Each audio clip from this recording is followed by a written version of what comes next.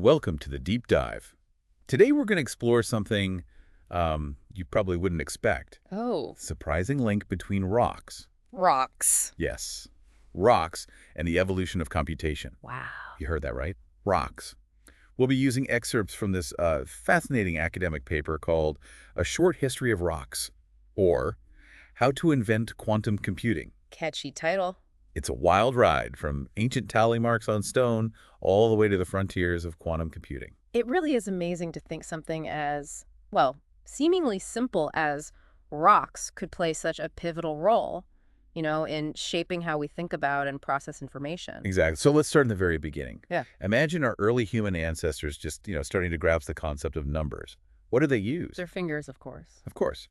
But what happens when you need to count beyond 10 fingers? Well, you need a more sophisticated system. Right. And that's where rocks enter the picture. Pebbles become early counting tools. They represent those quantities beyond our limited finger capacity. It's like the earliest form of portable data storage. Huh, I like that. But as societies grew and trade flourished, even pebbles weren't enough. They needed a way to record larger numbers. Exactly. And that's where those tally marks on stone come in. Yes, those tally marks weren't just simple scratches. They represent a crucial step towards abstract thinking.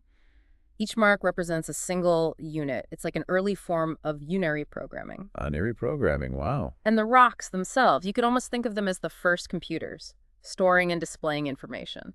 It's like they inadvertently created a system of symbolic representation, a way to encode information beyond just, the physical limitations of fingers or pebbles. Absolutely. And this need to represent ever larger numbers pushed them to develop even more sophisticated systems, Right. like, sign value and place value systems. Right. Think about Roman numerals, for instance, how they use symbols to represent different magnitudes. Yeah. So we see this progression from fingers to pebbles to tally marks. And each step mirrors the development of, increasingly abstract computational methods.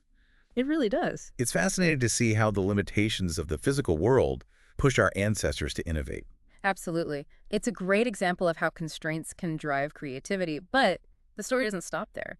This journey takes an even more intriguing turn with the invention of zero in India. Zero. It seems like such a basic concept to us now. How could that be revolutionary? Oh, zero was a game changer. Before zero, place value systems were much more limited. The concept of nothingness as a number allowed for a much more, elegant and efficient way to represent numbers, which ultimately paved the way for binary arithmetic, the foundation of modern computing. Binary, the language of ones and zeros that drives our digital world. And this brings us to a fascinating character, Gottfried Leibniz, a brilliant wig-loving polymath who was captivated by binary centuries ago. And get this, his fascination was sparked by the hexagrams of the ancient Chinese Qing. Leibniz was a true visionary. He saw binary not just as a system for arithmetic, but as a potential universal language, a characteristica universalis, a way to represent, any concept or idea. He even envisioned a calculus ratiocinator, a system for reasoning using logic and symbols. So essentially foreshadowing modern computing and programming languages. Exactly. It's incredible how he connected these seemingly disparate ideas from different cultures and time periods. It really is. He saw the potential of binary as a universal language for communication and reasoning, a way to bridge the gap between human thought and the world of machines. He did, but while Leibniz had the vision, he lacked the framework to make it a reality. That's where George Boole comes in. Yeah. He took logic, something abstract and philosophical, and he gave it a mathematical makeover using binary. True became 1, false became 0, and suddenly logic could be manipulated like any other mathematical equation. That was the birth of Boolean algebra. So Boole essentially created the rule book for how computers could think, even though the computers themselves didn't exist yet. Exactly. Basic logical operations like A and D, or and not, became algebraic equations. It's this elegant system that allows us to build complex logical circuits, that power our computers. Right. In fact, one of the key insights of Boolean algebra is De Morgan's law, which shows how we can represent logical operations in different but equivalent ways, kind of like different paths leading to the same destination. Okay, so we've got this amazing abstract system of logic. But how do we get from equations on paper to the physical reality of computers. Well, that's where the rocks make their grand comeback, thanks to a genius named Claude Shannon. Claude Shannon. Claude Shannon is a legend. He took Boole's abstract algebra and figured out how to physically represent and manipulate it, using circuits built with relays and switches. Remember those rocks we were talking about earlier? Yes. Well, metals are essentially refined rocks, and Shannon used those metals to build the first digital circuits. He basically taught rocks to think in ones and zeros. Well, not quite. It's more like he found a way to, well, exploit the physical properties of materials, in this case, the conductivity of metals, Right. to represent and manipulate information according to the rules of Boolean algebra. And it was a game changer. So Shannon essentially made Leibniz's vision a reality by creating the bridge between abstract logic and the physical world. He did. And he did even more than that. Shannon also developed information theory, Oh, wow. which showed that any message, any piece of information can be encoded in binary. So he really did make that connection. He made the connection between language and computation that Leibniz had dreamed of, showing how information itself could be processed and transmitted in a universal way. Wow. We've gone from counting on our fingers to manipulating the very fabric of information itself. It's mind-blowing. It is. And this journey isn't over yet. Next, we'll meet John von Neumann, another brilliant mind who took these foundations and propelled us into the era of modern computing. I can't wait to hear more about him. Let's dive into that in part 2. So John von Neumann, he was a truly remarkable figure. He was involved with ENIAC and EDIVAC, some of the earliest large-scale computers. And his contributions were, well, absolutely fundamental to how computers work today. I've heard of ENIAC. It was a massive machine, right? Took up an entire room. It did. And one of the challenges with ENIAC, well, it had to be reprogrammed for each new task, which was a time-consuming and laborious process. Imagine having to physically rewire the entire machine every time you wanted to run a different calculation. That sounds incredibly tedious. So what did von Neumann do to change that? Von Neumann came up with the brilliant idea of a stored program architecture. Instead of rewiring the machine for every new task, he proposed storing the program instructions, well, inside the computer's memory. Alongside the data it would be processing. Oh, okay. This meant that you could easily switch between different programs without having to physically modify the hardware. That's a huge leap forward. It makes computers much more flexible and efficient. It's like going from a horse and buggy to a car. Suddenly you have much more freedom and control. Exactly. It revolutionized the way computers were designed and used. But von Neumann's contributions didn't stop there. He also made significant advances in early programming languages, developing algorithms and even delving into climate modeling. He was a true polymath, contributing to fields as diverse as mathematics, physics, economics, and computer science. It's amazing how one person could have such a profound impact on so many different areas. It makes you wonder what other incredible things he might have accomplished if he'd had more time. Speaking of what-ifs, our paper throws out a fascinating thought experiment. Imagine a cosmic ray, one of those high-energy particles from space, knocking ENIAC offline, sending von Neumann down a completely different path. It's a tantalizing idea. The paper suggests that this cosmic ray mishap could have sparked von Neumann's interest in, well, in quantum phenomena for computation. It turns out that he was already an expert in areas like operator theory, Hilbert spaces, and quantum logic. Wait, hold on a second. Can you explain what those areas are? Hilbert spaces, quantum logic, those sound pretty complex. Sure. It's a bit of a deep dive, but I'll try to keep it simple. Think of Hilbert spaces as a mathematical framework for describing quantum states. It's like a stage where quantum phenomena play out. And quantum logic is a way of understanding how logical operations work in the quantum world, where things aren't always so black and white. So in this alternate timeline, this cosmic ray incident leads von Neumann to explore how these quantum concepts could be applied to computation. Precisely. The paper argues that this alternate path could have led him to develop a different kind of quantum computing, perhaps even one that predates the approach later pioneered by Richard Feynman.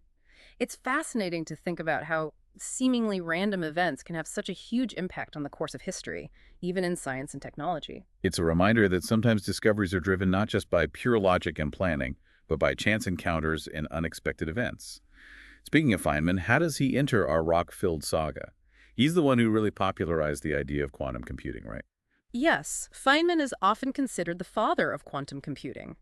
He was a brilliant physicist, known for his work on quantum electrodynamics, which earned him the Nobel Prize. But he was also a captivating communicator. with a knack for explaining complex ideas in a way that made them accessible, even fun.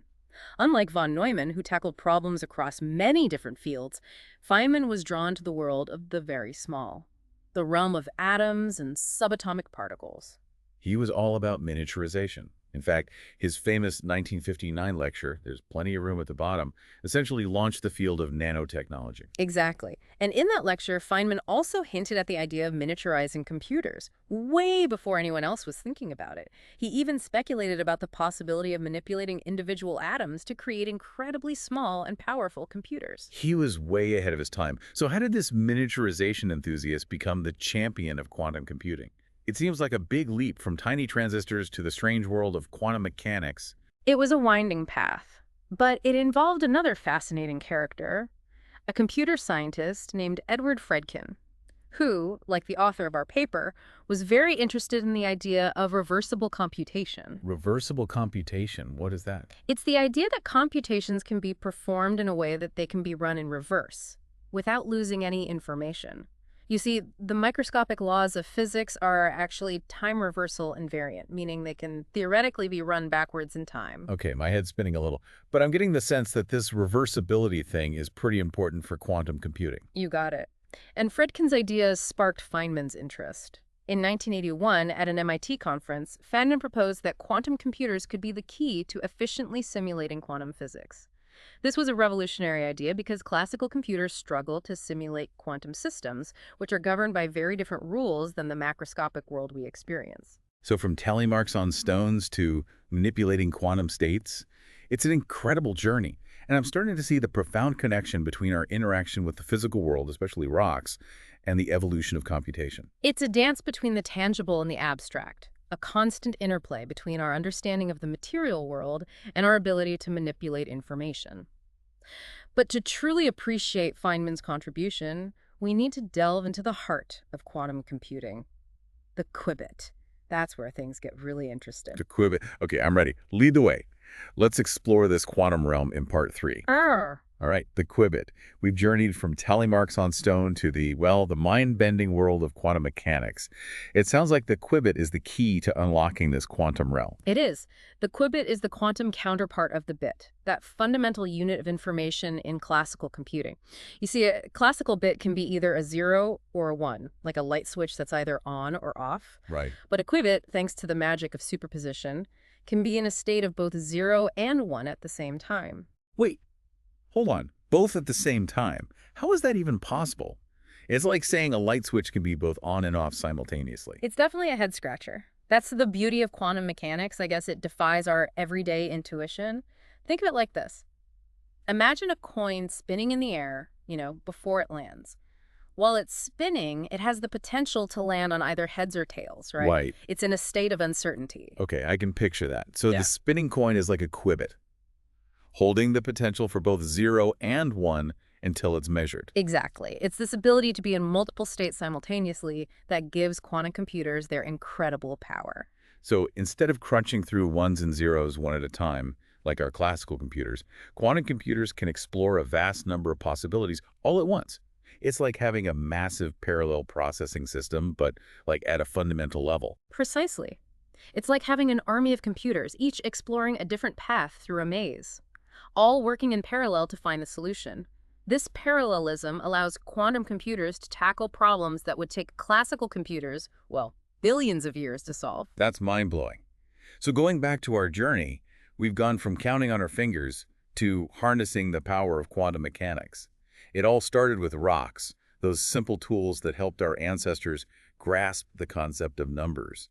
Who would have thought that rocks would lead us to the potential of quantum computing? It really highlights the unexpected connections between the physical world and the evolution of computation. Our understanding of materials, even something as basic as a rock, has shaped how we think about and process information. And it's not just about rocks, Think about how the discovery of electricity revolutionized computing. We're constantly finding new ways to exploit the properties of the physical world to advance our computational abilities. So where does this leave us? What's the future of quantum computing? It sounds like we're on the verge of a technological revolution. We are. Quantum computers are still in their early stages of development. but the potential is enormous. They could revolutionize fields like medicine, materials science, artificial intelligence, and cryptography. Imagine designing new drugs with pinpoint accuracy, creating entirely new materials with unprecedented properties, or developing AI systems that can truly understand and respond to complex human language. It's almost like we've come full circle, from those early humans using rocks to count to the sophisticated machines we have today, and now to the potential of quantum computing. It's a testament to human ingenuity and, well, and our insatiable curiosity to understand the universe and our place within it. And it makes you wonder what other unexpected connections between the material world and abstract computation might be out there waiting to be discovered.